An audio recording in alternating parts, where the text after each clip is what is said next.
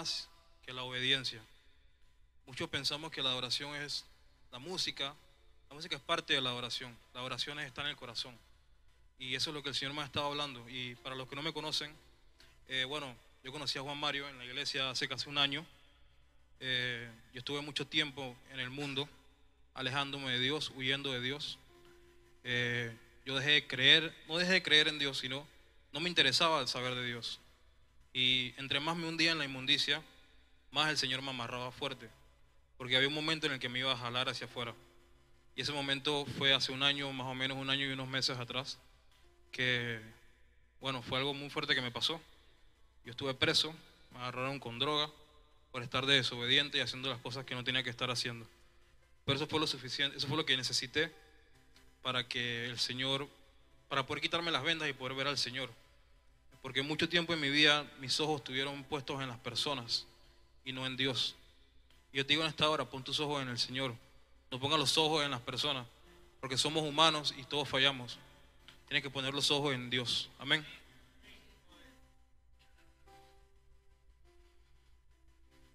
Yo quiero compartir sobre la adoración. El versículo que quiero usar de base es Juan capítulo 4, verso 23, que dice: mas la hora viene y ahora es cuando los verdaderos adoradores adorarán al Padre en espíritu y en verdad, porque también el Padre a tales adoradores busca. Nosotros debemos ser unos adoradores en espíritu y en verdad. Amén. La adoración es el último privilegio, era nuestra necesidad más profunda y nuestro deber más grande como cristianos. La adoración implica obediencia delante del Señor en todo momento, no solo cuando estamos aquí. Debemos ser un adorador aquí y cuando estamos fuera también, ser un reflejo de Cristo. Somos embajadores de Cristo. Amén. Quiero resaltar 3 puntos: el significado y el conocimiento, el motivo y el método de la adoración. ¿Qué es la adoración? Es la contemplación maravillosa de Dios a través de Jesucristo. Es todo lo que yo soy respondiendo a todo lo que es Dios. Mi cuerpo, mi alma y mi espíritu respondiendo al Padre, al Hijo y al Espíritu Santo. Amén. Hay una pequeña y poderosa definición, y es corta, pero me gusta mucho, y significa que la adoración es disfrutar de la presencia de Dios. Amén. Y esta iglesia se nota que disfruta mucho la presencia de Dios. Tiene una alabanza y una oración muy poderosa. Amén.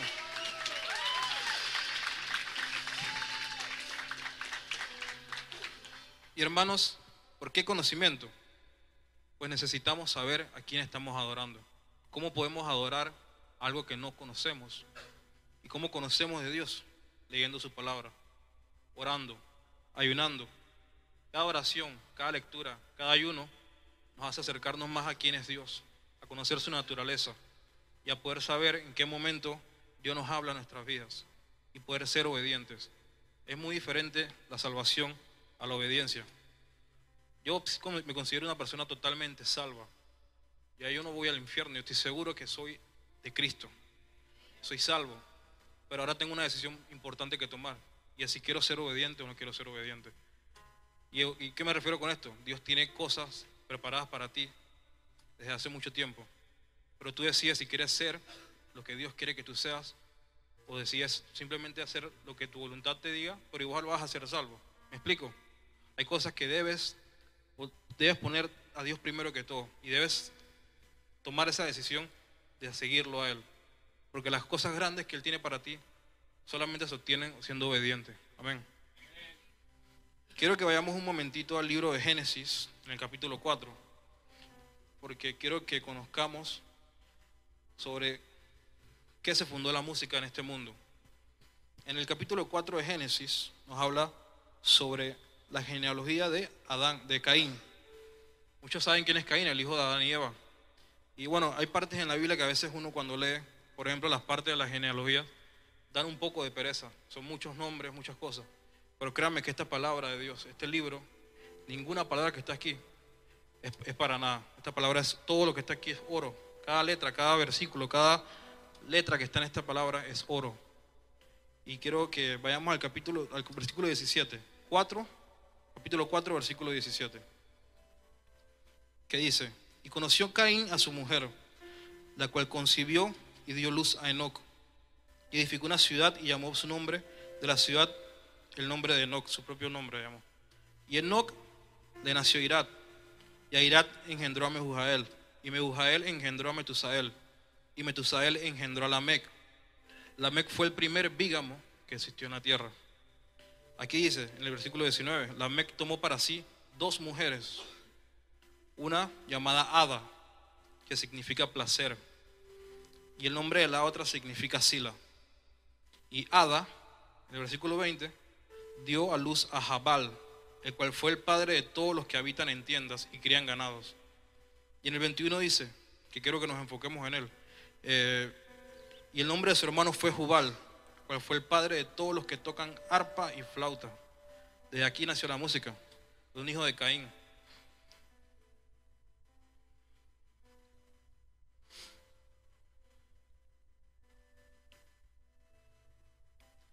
En el verso 23 aparece el canto de Lamec. Yo le digo canto por la forma que está escrita. Si nos vamos a Éxodo 15, donde hay el canto de Miriam cuando el pueblo israelita cruza el Mar Rojo, vemos que está escrito de la misma manera. Este versículo 23 y 24 es el primer canto, la primera canción que se menciona en la Biblia. ¿Y de qué habla la canción? De homicidio. Aquí dice: y dijo Lamec a sus mujeres, Ada y Sila, oíd mi voz. Mujeres de Lamec, escuchad mi dicho, que un varón mataré por mi herida, y un joven por mi golpe. Si 7 veces será vengado Caín, Lamec en verdad 70 veces 7 lo será. La primera canción que se hizo fue de homicidio. Y antes de entrar en la materia de Jubal, quiero explicarles lo que significa Enoc, para que podamos comprender algo más. Enoc significa consagrado. Consagrado significa separado para algo. ¿Y cuántos saben que en la palabra de Dios menciona a 2 Enoc? Hay 2 Enoc en la palabra de Dios. Enoc el hijo de Caín y Enoc el hijo de Jared. Enoc el hijo de Jared es de donde proviene el linaje de David. Este Enoc fue el padre de Matusalén, el hombre que más tiempo vivió en la tierra, y también fue ascendiente de Noé, el que construyó el arca. Y este Enoc no conoció la muerte, ya que en el capítulo 5, el verso 25 de Génesis, vemos que dice: caminó pues Enoc con Dios y desapareció porque le llevó Dios. Este Enoc, hijo de Jared, fue consagrado para Dios, fue separado para Dios. Pero este Enoc que yo les quiero hablar hoy, que es el hijo de Caín, fue separado para el mundo. Amén. Aquí quiero hacer un énfasis. Si algunos recuerdan la historia de Caín y Abel, cuando Caín presentó su ofrenda y Abel también, ¿por qué ustedes creen que al Señor no le agradó mucho la ofrenda de Caín? Y esto es algo que no aparece en la palabra literalmente, pero es algo que el Señor me ha puesto en mi corazón. Si vemos en el capítulo 3 de Génesis, en el verso 21, que habla cuando Dios desterró a Adán y a Eva del jardín, dice que Dios hizo túnicas de pieles y los vistió. Y recuerdan que el Señor había dicho que si comieran del fruto, morirían. ¿Por qué no murieron? Esa es mi pregunta. Yo me hacía la pregunta, ¿por qué no murieron? Y luego en el versículo 20 dice que Dios los vistió con pieles de animales. Yo pienso, y es lo que el Señor me ha puesto en mi corazón, y yo vengo aquí, hermanos, a decirle lo que el Señor ha puesto en mi corazón. Yo no vengo a convencerlos a ustedes de que crean lo que voy a decir. Yo vengo a que el Espíritu Santo haga el trabajo de convencerlos a ustedes de lo que el Señor ha estado hablando a mi vida. Y yo pienso que este momento fue que se hizo el primer sacrificio por la paga de un pecado. Y con esa piel de esos animales fue que el Señor vistió a Adán y a Eva. ¿Y cómo yo puedo pensar eso? Porque la palabra de Dios dice que Caín y Abel presentaron un sacrificio delante de Dios. ¿Cómo a Caín y Abel hubieran presentado un sacrificio sin antes no haber visto ese ejemplo en alguien, que eran sus padres? Ellos en algún momento tuvieron que haber hecho un sacrificio, porque si no, ellos no tuvieran el conocimiento para hacer ese sacrificio. Y Caín, sabiendo cómo que se debía hacer un sacrificio delante de Dios, optó a hacerlo a su manera y fue desobediente. ¿A qué quiero llegar con esto? De que Caín fue un desobediente y homicida desde el principio. Fue un asesino y un desobediente desde el principio. Y esa descendencia y esa cadena generacional se derramó en Jubal, su descendiente. O sea, que la música desde un principio proviene de una cadena generacional de desobediencia. La música desde un principio fue torcida por el enemigo. En Ezequiel 28 nos habla de que Satanás, que era cuando estaba en el cielo, el Señor le dio toda la riqueza del cielo bajo su cuidado, y menciona que de él emanaba la música. Él desde un principio tergiversó la música y tergiversó muchas otras cosas más, y ha sido un mentiroso desde el principio, como dice la palabra. ¿Y por qué escogió la música? Porque, como decía Juan Mario, la música es algo que nos toca los sentidos, que nos ministra nuestras vidas. Digamos una película, por ejemplo. Uno ve una película y la ve una vez, pasa el tiempo y no la vuelves a ver, y la ves muy esporádicamente, pero una canción uno la escucha una y otra vez, una y otra vez, una y otra vez, y uno se va ministrando de lo que esa canción tiene, y nosotros no sabemos a quién se le hace esa canción. Y aquí la palabra de Dios nos dice que toda la música desde un principio fue basada en la desobediencia y en el homicidio. ¿Qué significa Jubal? Recuerden que Jubal es el padre de todos los que tocan flauta y arpa. Jubal significa arroyo que fluye. La música es como un arroyo que fluye, empieza de menos y va a más. La música de Jubal no fluía hacia Dios, al igual que la ofrenda de Caín tampoco lo hacía. El mundo vive de la música y su música era para satisfacer sus sentidos naturales. Nuestra música, nuestra adoración tiene que ser para alabar a Dios, glorificar su nombre. Amén. Así como los ángeles, Gabriel, que era un ángel mensajero, ¿cuántos recuerdan que fue Gabriel el que le dijo a María que iba a tener un hijo, que iba a ser Cristo? Amén. Miguel, el ángel guerrero, y Luzbel, que era el ángel protector, querubín, que era del que emanaba la música. La música es exactamente hoy como en los tiempos de Noé. El espíritu de la música ha invadido nuestras iglesias, hermano, y se ha convertido en un ministerio codicioso. Queremos llegar al mundo a través del mundo, y así no se puede.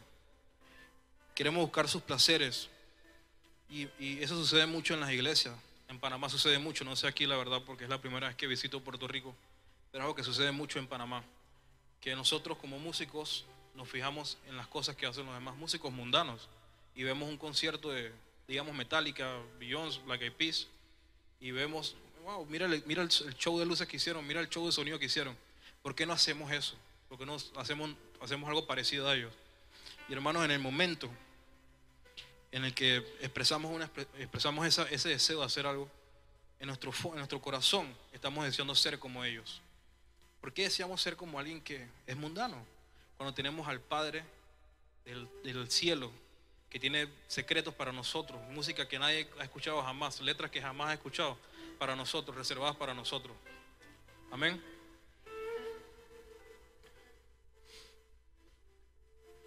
Quiero enfocarme ahora en el punto del motivo.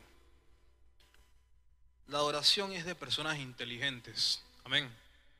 Una persona que es inteligente sabe adorar a Dios, porque sabe que adorar a Dios es obedecerlo.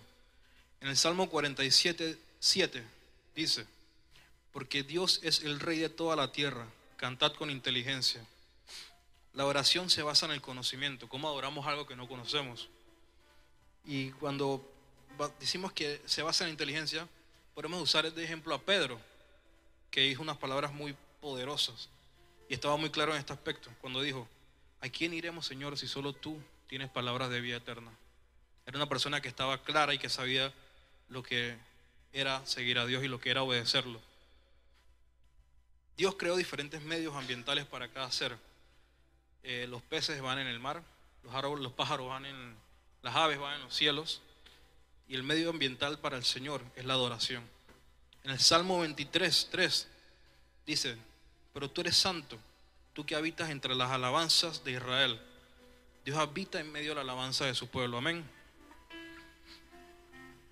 Quiero que vayamos un momentito al libro de Apocalipsis, capítulo 4, verso 9.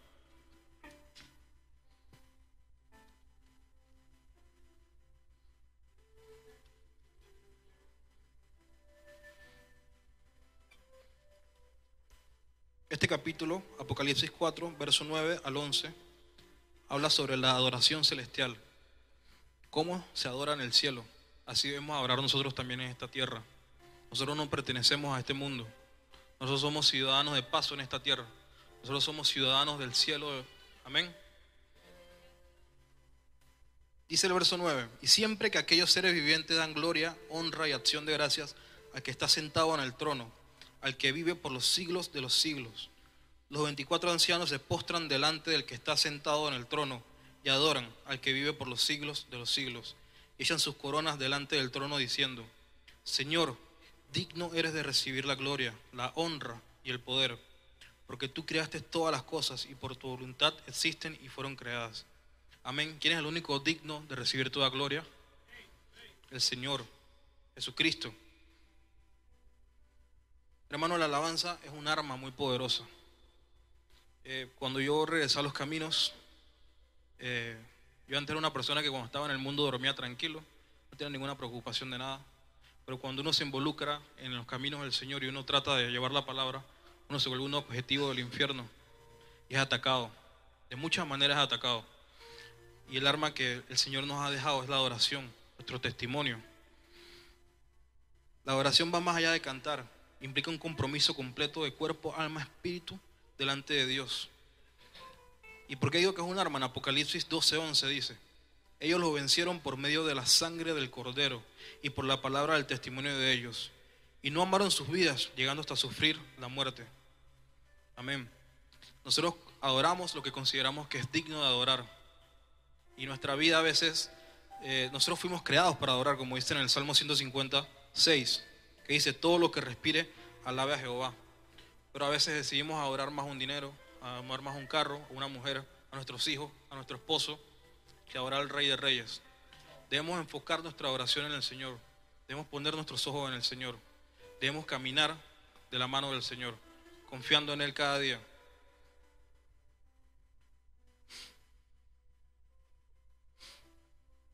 Un ejemplo de esto es Marcos 10:17-30. Para los que ya me imagino que deben conocer lo que habla del joven rico, que él se acerca al Señor y le dice: Padre, yo he hecho todo lo que me has pedido, yo he guardado todos los mandamientos, he hecho todo. Y Cristo le dice: ¿por qué no vas y vende todo lo que tienes y se lo das a los pobres? Y este joven se entristeció y se fue triste. ¿Por qué? Porque su corazón no estaba en el lugar correcto. Recuerden que la adoración es algo del corazón. Y él adoraba más el dinero. El dinero para él importaba más que el Señor. Nosotros en nuestro corazón tenemos altares de diferentes tamaños. Debemos destruir todo eso y tener un solo altar, que lo habita el Señor. Amén.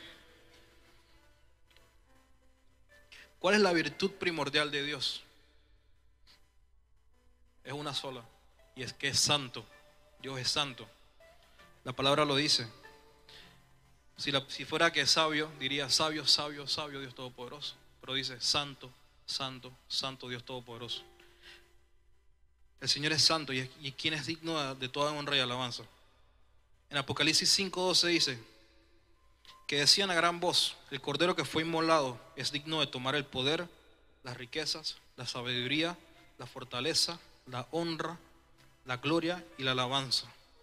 Adorar es simplemente más que amar a Dios. Debemos amar a Dios.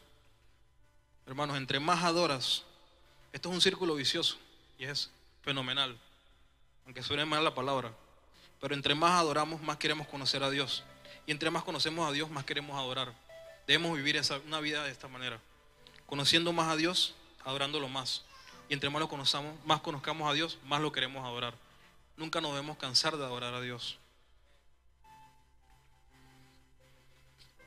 Si ponemos a un pez en un árbol o ponemos a un pájaro debajo del agua, serán animales infelices, no estarán en su entorno.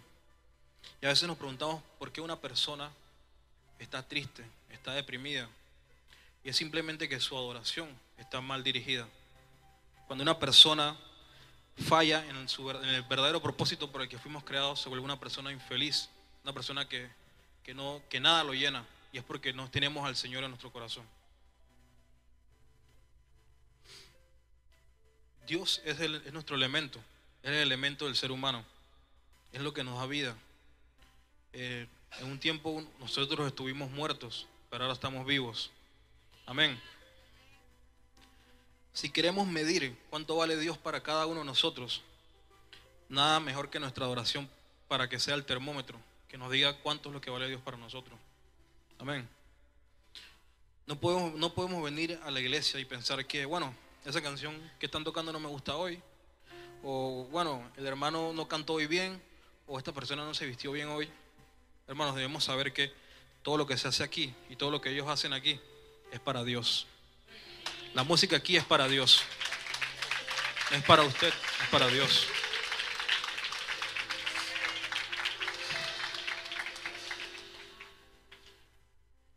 Llegando al último punto, que es el método. Como había mencionado anteriormente, la oración debe implicar un acto espiritual y debe implicar un acto físico también. Y se basa en el conocimiento. La ignorancia es la que hace que adoremos otras cosas. Hay que humillarse ante el Señor, hay que actuar piadosamente hacia Dios y hay que levantar al Señor manos santas, sin iras ni contiendas. Hermanos, así como cuando uno viene a dejar una ofrenda, viene a dejar su diezmo, que la palabra de Dios dice, pónganse en paz con su hermano. Así mismo uno debe adorar al Señor, porque si no nuestra adoración es inicua. Uno debe venir al altar con una actitud limpia, uno debe buscar al Señor, uno debe orar, pedir perdón, estar limpio delante del Señor. Porque nosotros como ministros de alabanza, nosotros no estamos aquí para cantar, ellos nos cantan aquí, ellos están alabando al Señor y trayendo su presencia para que el pueblo pueda disfrutar. Amén. Así como mencioné anteriormente, uno debe ser un adorador aquí, lo debe ser también en su casa. Recuerden que la santidad se demuestra en lo privado, no aquí levantando las manos y soy el que más canta, el que más grita y el que más hago bulla, no. La santidad se demuestra en lo privado, se demuestra allá afuera. Cuando alguien te tira el carro, y yo me pongo de primero que a mí eso me saca de quicio cuando voy manejando en la calle y la gente me tira los carros y el mundo en el que vivimos es un mundo que somos muy atacados. Pero entre más nos llenemos de Dios, más podemos afrontar esos ataques. Amén. A veces nosotros como ministros usamos este ministerio como tapadera para nuestros problemas personales. Y a veces creemos que solo, bueno, yo toco en la iglesia, toco en la música, eso es suficiente. Eso no es suficiente. Jamás es suficiente. Jamás se deben conformar con nada. Debemos buscar del Señor una y otra vez, sin cansarnos. Como dijo Juan Mario, tú hablas lo que conoces, pero impartes lo que eres. De lo que llenas tu corazón es lo que das a los demás. Es necesaria una comunión íntima con Dios. Mucha gente piensa que Dios vino a visitar, igual que su Espíritu Santo ha venido a visitar. Pero imagínense que Dios viniera a visitar nuestras vidas. Yo no quiero que Dios venga a visitar mi vida. Yo quiero que Dios venga a habitar en mi vida. Amén. Así usted debe también pedirle al Señor que venga a habitar. Le voy a dar un ejemplo de un país. Inglaterra es un estado monárquico que es dirigido por una reina. En ese país, el que gobierna es el primer ministro, pero el que reina es la reina de Inglaterra. En nuestra vida, el que gobierna debe ser Dios y el que reine debe ser Dios, no nosotros. Dios debe reinar, controlar cada aspecto de nuestras vidas. Involucre a Dios en cada aspecto de su vida. En lo más mínimo, involúcrelo. En 2 Crónicas 6:41, que habla sobre la dedicación del templo, dice: oh Jehová, levántate ahora para habitar, no para visitar, para habitar en tu reposo, tú y el arca de tu poder. Oh Jehová Dios, sean vestidos de salvación tus sacerdotes y tus santos se regocijen en tu bondad. La palabra de Dios debe habitar en nuestros corazones. Y debemos, eso que está aquí, debemos compartirlo con los demás también. Debemos ser un testimonio vivo cada día. Eso es lo que es la oración.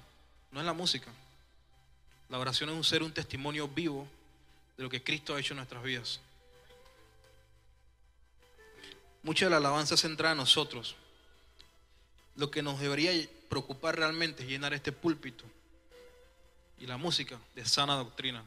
No llenar las sillas de la iglesia, sino ocuparnos de esto primero, de llenar la sana doctrina. Y simplemente la sana doctrina traerá las almas. Amén. Porque nosotros no somos llamados a convencer a nadie. Nosotros somos llamados a hablar lo que tenemos en nuestros corazones. Y yo creo que ese es mucho el miedo que a veces tenemos nosotros los cristianos de compartir la palabra de Dios. Que hay que dirán de mí. Que yo he aprendido de que mi trabajo no es convencer a alguien de Cristo. Y cuando yo voy con una actitud de convencer a alguien de la palabra de Dios, casi siempre me va mal.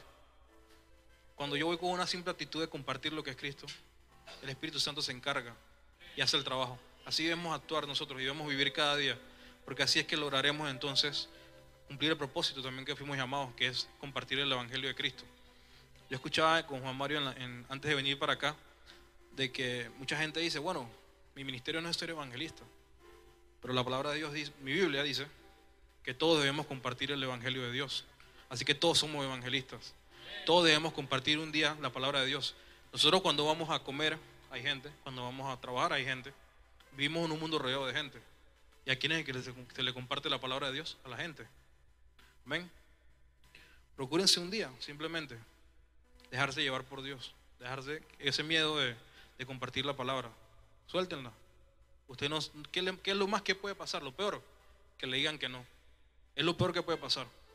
Yo recuerdo una vez, nosotros tenemos un ministerio en Panamá que llegamos a las personas que no tienen hogar, o sea, a los indigentes. Y bueno, me he dado cuenta a partir de que nuestra iglesia es una iglesia internacional, que mucha gente cuando viene de otras partes del mundo y forman parte del ministerio de nosotros, que en otras partes del mundo la mayoría de las personas que son indigentes lo son por el alcohol o por simplemente no tienen plata para tener una casa. En Panamá la mayoría de los indigentes son por drogas, por crack. La mayoría de las personas que están en la calle son piedreros, se le dice piedreros así en Panamá. Personas que consumen droga, que andan con cuchillos peligrosas, que buscan dónde robar para consumir. Ese ministerio es el Señor, que el Señor nos ha llamado a nosotros. Nosotros vamos a las calles, llegamos y nos ha tocado decirle a las personas, y me han dicho, no quiero saber de Dios, no quiero cambiar. Pero bueno, hermano, esa es su decisión. Cuando usted quiera cambiar, aquí estaremos. Porque nosotros no somos llamados a convencerlo ni a obligarlo. La palabra de Dios no se mete por los ojos. Uno tiene que abrir la puerta. Amén.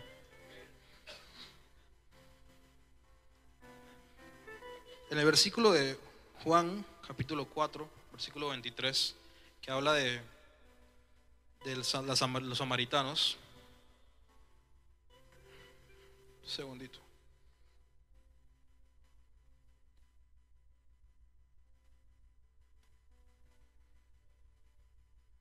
Aquí habla de que Jesús pasó por Samaria.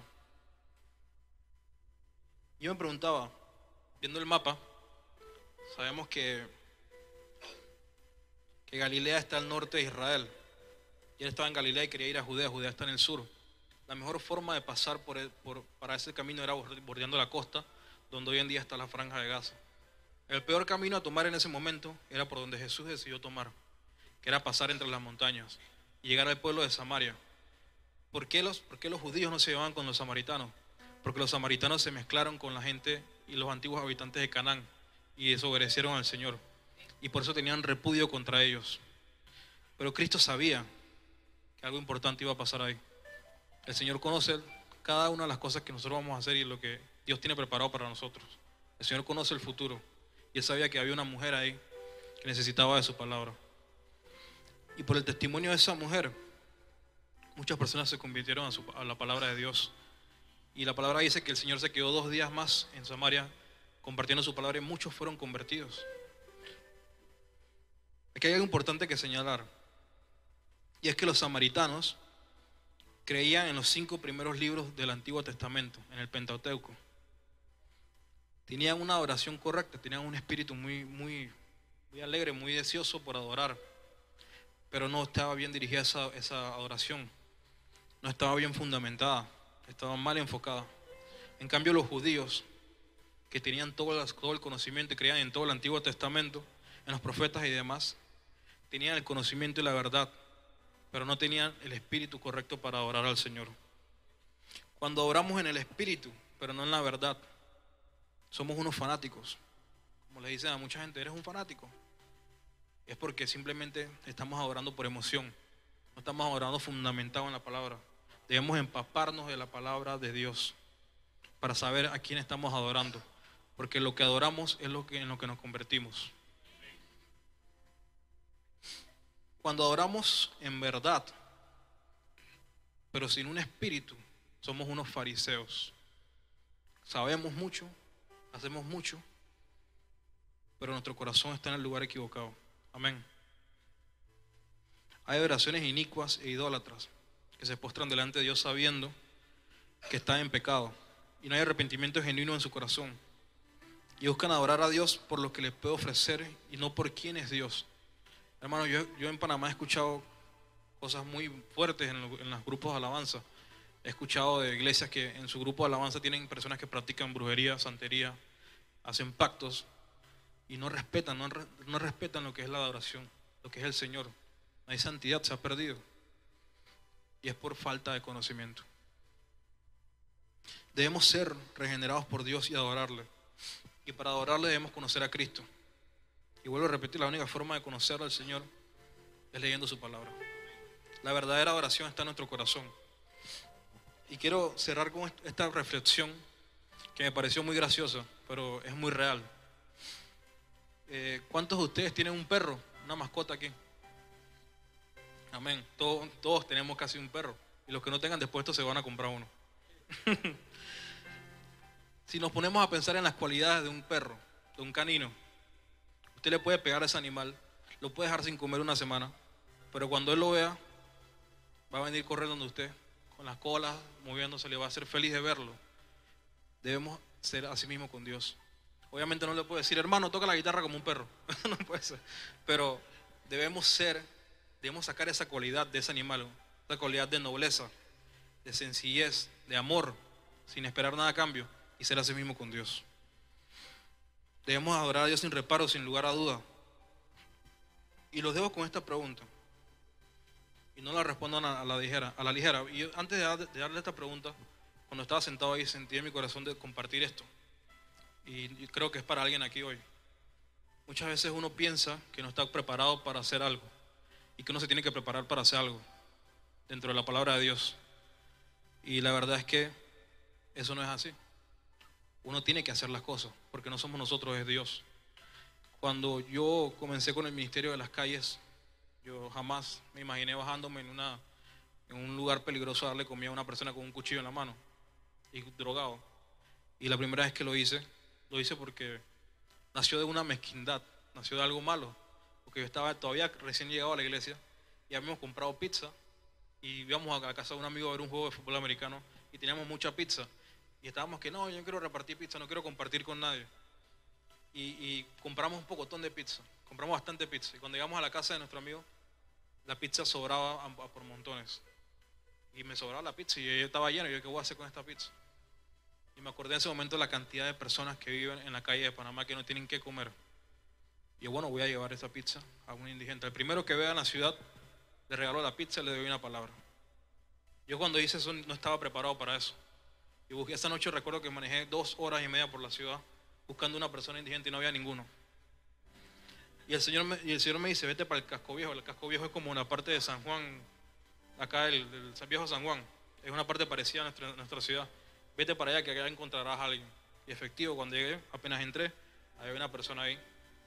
Y yo me bajé del carro a las 12:30 de la noche. El tipo estaba dormido y cuando lo desperté lloro.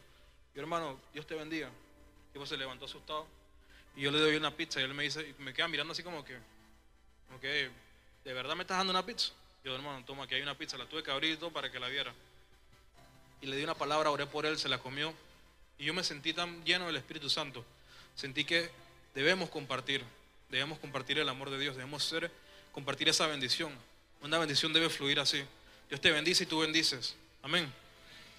Y yo lo que quiero decirle con esto es que si ustedes piensan que deben estar preparados para hacer algo, háganlo. Dios se encargará de prepararlos en el camino. Amén. Sí, Señor. Antes de cerrar, pastor, quiero dejarles una pregunta muy importante. Y esta pregunta me la hizo un amigo en Panamá, una persona que yo aprecio mucho y que estoy tratando de que vuelva a los caminos. Y él me pregunta, ¿por qué tú amas a Dios? Esa pregunta me confrontó. Y es una pregunta que tú no puedes responder a la ligera. Amén. Y yo quiero dejarle con esa pregunta a ustedes. Reflexionenla, piénsenla bien. ¿Por qué ustedes aman a Dios? ¿Qué es lo que los motiva a amar a Dios? ¿Qué es? Piénsenlo bien, hermano. Esto es algo entre ustedes y el Señor. Amén. Dios les bendiga. Muchas gracias por la oportunidad.